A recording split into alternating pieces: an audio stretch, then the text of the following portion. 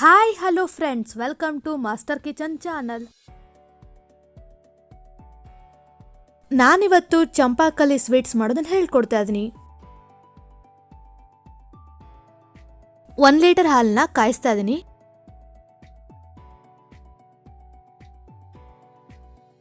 ಹಾಲನ್ನ ಜಾಸ್ತಿ ಏನು ಕಾಯಿಸೋದು ಬೇಡ. ಒಂದು ಉಪ್ಪು ಬಂದ ತಕ್ಷಣ ಗ್ಯಾಸ್ ಆಫ್ ಮಾಡ್ಕೊಳ್ತಾ ಇದ್ದೀನಿ. ನಾನಿಲ್ಲಿ 3 ರಿಂದ 4 ಟೀ ಸ್ಪೂನ್ ನಿಂಬೆಹಣ್ಣು ಹುಳಿ ತೊಗೊಂಡಿದ್ದೀನಿ. ಅದನ್ನು ಹಾಲ್ಗೆ ಹಾಕಿ ಚೆನ್ನಾಗಿ ಮಿಕ್ಸ್ ಮಾಡ್ತಾ ಇದ್ದೀನಿ, ಹಾಲು ಒಡಿಲಿ ಅಂತ. ನಿಂಬೆಹಣ್ಣು ಇಲ್ಲ ಅಂದರೆ ವೆನಿಗರ್ ಯೂಸ್ ಮಾಡ್ಬೋದು. ಹಾಲು ಒಡಿಲಿಲ್ಲ ಅಂದರೆ ಇನ್ನೊಂದು 2 ಸ್ಪೂನ್ ನಿಂಬೆ ಹುಳಿ ಹಾಕಿ ಮಿಕ್ಸ್ ಮಾಡಿ ಹಾಲು ಒಡೆಯುತ್ತೆ. ನೋಡಿ, ಈ ರೀತಿ ನೀರು ಸಪ್ರೇಟ್ ಆಗಬೇಕು. ಅಲ್ಲಿವರೆಗೂ ಚೆನ್ನಾಗಿ ಮಿಕ್ಸ್ ಮಾಡ್ಕೊಂಡಿದ್ದೀನಿ. ನೀರು ಸೋಸೋದಕ್ಕೆ ಒಂದು ಜಾಲರಿ ತೊಗೊಂಡಿದ್ದೀನಿ. ಅದ್ರ ಮೇಲೆ ಒಂದು ಬಿಳಿ ಬಟ್ಟೆ ಹಾಕ್ತಾಯಿದ್ದೀನಿ. ಇವಾಗ ಒಡೆದಿರೋ ಹಾಲನ್ನ ಸೋಸ್ತಾ ಇದ್ದೀನಿ. ಹಾಲು ಹೊಡೆಯೋದಕ್ಕೆ ನಾವು ನಿಂಬೆಹಣ್ಣು ಹುಳಿ ಹಾಕಿದ್ವಲ್ಲ, ಆದ್ದರಿಂದ ಇದರಲ್ಲಿ ಹುಳಿ ಅಂಶ ಇರುತ್ತೆ. ಸ್ವಲ್ಪ ಸ್ವಲ್ಪ ನೀರು ಹಾಕಿ 1-2 ಸಲ ತೊಳಿತಾ ಇದ್ದೀನಿ, ಹುಳಿ ಅಂಶ ಎಲ್ಲ ಹೋಗಲಿ ಅಂತ.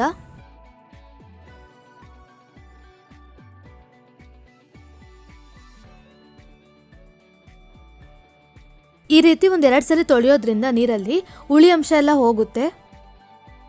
ನೀರಲ್ಲಿ ತೊಳೆದಿದ್ದಾಗಿದೆ. ಇವಾಗ ಇದರಲ್ಲಿರೋ ನೀರನ್ನೆಲ್ಲ ಚೆನ್ನಾಗಿ ಹಿಂಡ್ಕೊಳ್ತಾ ಇದ್ದೀನಿ.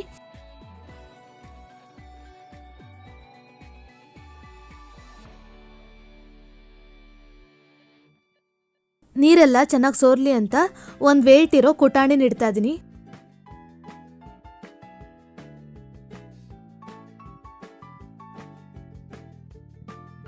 ಬಟ್ಟೆನ ಸ್ವಲ್ಪ ಚೆನ್ನಾಗಿ ಹಿಂಡಿ ಓಪನ್ ಮಾಡ್ತಾ ಇದ್ದೀನಿ. ನಾವು ನೀರು ಹಿಂಡ್ಕೋಬೇಕಾದ್ರೆ ಇದರಲ್ಲಿ ಒಂದು 5% ಆದ್ರೂ ತೇವಾಂಶ ಇರೋ ಥರ ಹಿಂಡ್ಕೋಬೇಕು. ಇಲ್ಲ ಅಂದರೆ ಇದನ್ನು ರೌಂಡ್ ಮಾಡಬೇಕಾದ್ರೆ ಮುರಿದೋಗುತ್ತೆ. ಇದನ್ನು ಒಂದು ಪ್ಲೇಟ್ಗೆ ಹಾಕ್ತಾ ಇದ್ದೀನಿ. ಇದಕ್ಕೆ 1 ಟೀ ಸ್ಪೂನ್ ತುಪ್ಪ ಹಾಕ್ತಾ ಇದ್ದೀನಿ. 1 tea spoon cornflour, 1/4 tea spoon baking powder, 1/4 tea spoon yellow food colour. Yellow food colour ಬೇಕಂದರೆ ಹಾಕೋಬೋದು, ಇಲ್ಲಾಂದರೆ ಬೇಡ. ಚಂಪಾಕಲಿ ಯೆಲ್ಲೋ ಕಲರ್ ಕಾಣಲಿ ಅಂತ ಫುಡ್ ಕಲರ್ ಯೂಸ್ ಮಾಡ್ತಾ ಇರೋದು. ಒಂದು 10 ನಿಮಿಷ ಚೆನ್ನಾಗಿ ಮಿಕ್ಸ್ ಮಾಡ್ಕೊಳ್ತಾ ಇದ್ದೀನಿ. ನಾವು ಎಷ್ಟು ಚೆನ್ನಾಗಿ ಕಲಿಸ್ಕೊಳ್ತೀವೋ ಅಷ್ಟು ಚೆನ್ನಾಗಿ ಚಂಪಾಕಲಿ ಬರುತ್ತೆ. ಸಕ್ಕರೆ ಪಾಕಕ್ಕೆ ಹಾಕಿದಾಗ ಚಂಪಾಕಲಿ ಹೊಡಿಯಲ್ಲ. ನಿಮಗೇನಾದರೂ ಕಲಿಸ್ಬೇಕಾದ್ರೆ ಸ್ವಲ್ಪ ಜಾಸ್ತಿನೇ ತೇವ ಇದೆ ಅನಿಸಿದ್ರೆ ಇನ್ನೊಂದು ಸ್ಪೂನ್ ಕಾರ್ನ್ಫ್ಲೋರ್ ಹಾಕೊಂಡು ಕಲಿಸ್ಕೊಳ್ಳಿ. ಸುಮಾರು 10 ನಿಮಿಷ ಚೆನ್ನಾಗಿ ಕಲಿಸ್ಕೊಂಡಿದ್ದೀನಿ. ಹಿಟ್ಟು ಬೆಣ್ಣೆ ಥರ ಆಗಬೇಕು, ಆ ರೀತಿ ಕಲಿಸ್ಕೋಬೇಕು. ನಾವು ಪ್ಲೇಟಲ್ಲಿ ಮಿಕ್ಸ್ ಮಾಡಬೇಕಾದ್ರೆ ಹಿಟ್ಟು ಪ್ಲೇಟ್ಗೆ ಅಂಟಬಾರ್ದು, ಆ ರೀತಿ ಕಲಿಸ್ಕೋಬೇಕು. ಚೆನ್ನಾಗಿ ಬೆಣ್ಣೆ ಥರ ಕಲಿಸ್ಕೊಂಡಿದ್ದಾಗಿದೆ.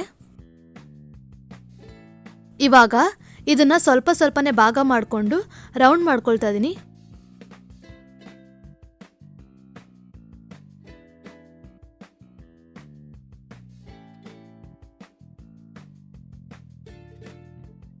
ನಿಮಗೆ ಯಾವ ಸೈಜ್ ಚಂಪಾಕಲಿ ಬೇಕೋ ಆ ಸೈಜ್ ನೋಡ್ಕೊಂಡು ಚಂಪಾಕಲಿ ಮಾಡ್ಕೊಳ್ಳಿ.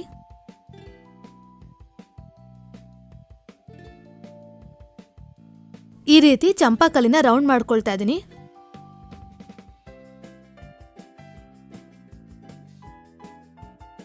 ಎಲ್ಲ ಚಂಪಾಕಲಿನೂ ರೌಂಡ್ ಮಾಡ್ಕೊಂಡಿದ್ದಾಗಿದೆ. ಸಕ್ಕರೆ ಪಾಕ ಮಾಡೋದಕ್ಕೆ ಒಂದು ಪ್ಯಾನ್ಗೆ 1 ಕಪ್ ಸಕ್ಕರೆ ಹಾಕ್ತಾ ಇದ್ದೀನಿ. 1 ಕಪ್ ಸಕ್ಕರೆಗೆ 1.5 ಕಪ್ ನೀರು ಹಾಕ್ತಾ ಇದ್ದೀನಿ. ಸಕ್ಕರೆ ಚೆನ್ನಾಗಿ ಕರಗಬೇಕು, ಅಲ್ಲಿವರೆಗೂ ಚೆನ್ನಾಗಿ ಮಿಕ್ಸ್ ಮಾಡ್ತಾ ಇದ್ದೀನಿ. ಸಕ್ಕರೆ ಚೆನ್ನಾಗಿ ಕರಗಿ ಕುದಿಯೋಕೆ ಸ್ಟಾರ್ಟ್ ಆದರೆ ಸಾಕು, ಪಾಕ ಏನು ಮಾಡ್ಕೊಳ್ಳೋದು ಬೇಡ.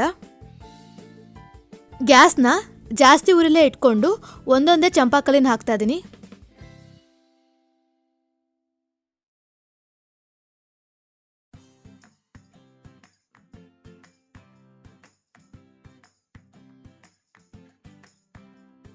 ಒಂದು ಲಿಡ್ ಕ್ಲೋಸ್ ಮಾಡಿ 10 ನಿಮಿಷ ಜಾಸ್ತಿ ಉರಿಲೇ ಬೇಯಿಸ್ತಾ ಇದ್ದೀನಿ. 10 ನಿಮಿಷ ಚೆನ್ನಾಗಿ ಬೆಂದಿದೆ. ಇವಾಗ ಲಿಡ್ ಓಪನ್ ಮಾಡ್ತಾ ಇದ್ದೀನಿ. ಮಧ್ಯ ಲಿಡ್ ಓಪನ್ ಮಾಡಬೇಡಿ. ನೋಡಿ, ಚಿಕ್ಕ ಚಿಕ್ಕದಾಗಿದೆ ಚಂಪಾಕಲಿ ಎಲ್ಲ ಚೆನ್ನಾಗಿ ಅರಳಿದೆ ಸಕ್ಕರೆ ಪಾಕಕ್ಕೆ ಹಾಕಿದ್ಮೇಲೆ. ಇವಾಗ ಚಂಪಾಕಲಿನ ಉಲ್ಟಾ ಮಾಡ್ತಾ ಇದ್ದೀನಿ ಇನ್ನೊಂದು ಸೈಡ್ ಬೇಯಿಸೋದಕ್ಕೆ. ಮತ್ತೆ ಲಿಡ್ ಕ್ಲೋಸ್ ಮಾಡಿ 10 ನಿಮಿಷ ಜಾಸ್ತಿ ಉರಿಲೇ ಬೇಯಿಸ್ತಾ ಇದ್ದೀನಿ. ಚಂಪಾಕಲಿ ಪೂರ್ತಿ ಬೇಯೋವರೆಗೂ ಗ್ಯಾಸ್ನ ಜಾಸ್ತಿ ಉರಿಲೇ ಇಟ್ಟು ಬೇಯಿಸ್ತಾ ಇದ್ದೀನಿ. ಕಡಿಮೆ ಜಾಸ್ತಿ ಮಾಡೋದ್ರಿಂದ ಚಂಪಾಕಲಿ ಸರಿಯಾಗಿ ಬೇಯೋದಿಲ್ಲ. 10 ನಿಮಿಷ ಚೆನ್ನಾಗಿ ಬೆಂದಿದೆ. ಇವಾಗ ಲಿಡ್ ಓಪನ್ ಮಾಡಿ ಗ್ಯಾಸ್ ಆಫ್ ಮಾಡ್ತಾ ಇದ್ದೀನಿ. ಚಂಪಾಕಲಿನ ಸ್ವಲ್ಪ ಮಿಕ್ಸ್ ಮಾಡಿ ಆರೋದಕ್ಕೆ ಬಿಡ್ತಾ ಇದ್ದೀನಿ. ಚಂಪಾಕಲಿ ಪೂರ್ತಿ ತಣ್ಣಗಾದ್ಮೇಲೆ 1 ಅವರ್ ಫ್ರಿಜ್ಜಲ್ಲಿ ಇಡ್ತಾ ಇದ್ದೀನಿ ಸಕ್ಕರೆ ಪಾಕದಲ್ಲಿ ಚಂಪಾಕಲಿನ. ಕೋವಾ ಮಾಡೋದಕ್ಕೆ 1 ಬೌಲ್ಗೆ ಅರ್ಧ ಕಪ್ ಹಾಲು ಹಾಕ್ತಾ ಇದ್ದೀನಿ. 1 ಕಪ್ ಹಾಲು ಪುಡಿ ಹಾಕ್ತಾ ಇದ್ದೀನಿ. ಹಾಲು ಪುಡಿ ಸುಮಾರು 50 ಗ್ರಾಮ್ ಇದೆ. 1 ಗಂಟಿಲ್ದಿರೋ ಥರ ಮಿಕ್ಸ್ ಮಾಡ್ಕೊಳ್ತಾ ಇದ್ದೀನಿ.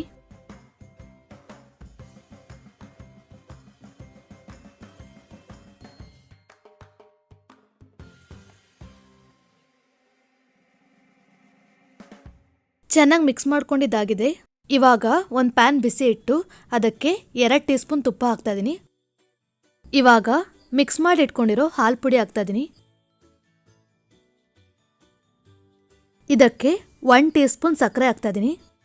ಚೆನ್ನಾಗಿ ಮಿಕ್ಸ್ ಮಾಡ್ತಾ ಇದ್ದೀನಿ. ಗ್ಯಾಸ್ನ ಕಡಿಮೆ ಉರಿಲಿ ಇಟ್ಕೊಂಡು ಕಂಟಿನ್ಯೂಸ್ ಆಗಿ ಮಿಕ್ಸ್ ಮಾಡ್ತಾನೆ ಇದ್ದೀನಿ. ಇಲ್ಲಾಂದರೆ ಗಂಟು ಆಗಿಬಿಡುತ್ತೆ. ಹಾಲೆಲ್ಲ ಚೆನ್ನಾಗಿ ಕರಗೋವರೆಗೂ ಮಿಕ್ಸ್ ಮಾಡ್ತಾನೆ ಇರಬೇಕು. ನೋಡಿ, ಮಿಕ್ಸ್ ಮಾಡ್ತಾ ಕೋವಾ ಗಟ್ಟಿ ಆಗ್ತಿದೆ.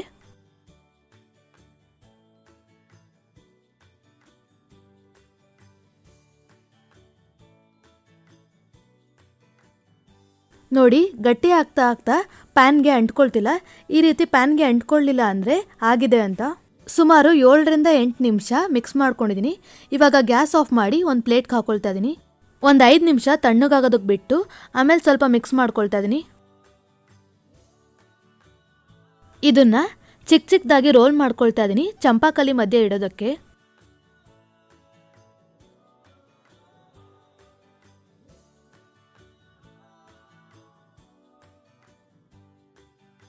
ನೋಡಿ, ಈ ರೀತಿ ರೋಲ್ ಮಾಡ್ಕೊಳ್ತಾ ಇದ್ದೀನಿ.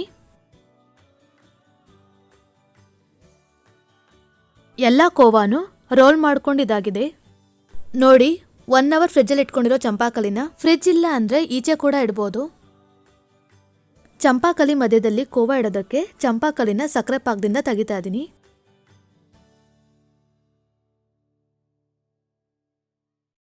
ಇವಾಗ ಒಂದೊಂದೇ ಚಂಪಾಕಲಿ ತಗೊಂಡು ಮಧ್ಯದಲ್ಲಿ ಕಟ್ ಮಾಡ್ಕೊಳ್ತಾ ಇದ್ದೀನಿ. ಚಂಪಾಕಲಿನ ಪೂರ್ತಿಯಾಗಿ ಕಟ್ ಮಾಡ್ಕೊಳ್ತಿಲ್ಲ, ಮಧ್ಯದಲ್ಲಿ ಕೋವಾ ಇಡೋಷ್ಟು ಮಾತ್ರ ಕಟ್ ಮಾಡ್ಕೊಳ್ತಾ ಇದ್ದೀನಿ. ಇವಾಗ ಮಧ್ಯ ಕಟ್ ಮಾಡಿರೋ ಜಾಗದಲ್ಲಿ ಕೋವಾ ಇಡ್ತಾ ಇದ್ದೀನಿ.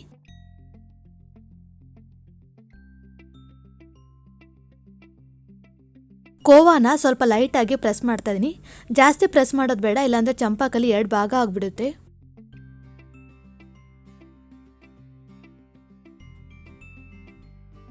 ಇದೇ ರೀತಿ ಎಲ್ಲ ಚಂಪಾಕಲಿಗೂ ಕೋವಾ ಇಡ್ತಾ ಇದ್ದೀನಿ ಮಧ್ಯದಲ್ಲಿ.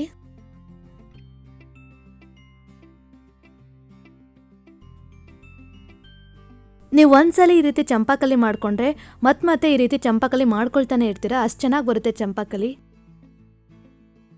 ಎಲ್ಲ ಚಂಪಾಕಲಿ ಮಧ್ಯದಲ್ಲೂ ಕೋವಾ ಇಟ್ಟಿದ್ದಾಗಿದೆ. ಇವಾಗ ಚಂಪಾಕಲಿ ಮೇಲೆ ಚೆರಿ ಇಡ್ತಾ ಇದ್ದೀನಿ. ನಾನು 1 ಲೀಟರ್ ಹಾಲಲ್ಲಿ 10 ಚಂಪಾಕಲಿ ಮಾಡಿದ್ದೀನಿ. ಚಂಪಾಕಲಿ ಸರ್ವ್ ಮಾಡಲು ರೆಡಿಯಾಗಿದೆ. ನೀವು ಕೂಡ ಮನೇಲಿ ಇದೇ ರೀತಿ ಚಂಪಾಕಲಿ ಟ್ರೈ ಮಾಡಿ ನಿಮ್ಮ ಅಭಿಪ್ರಾಯವನ್ನು ಕಮೆಂಟ್ ಮೂಲಕ ತಿಳಿಸಿ.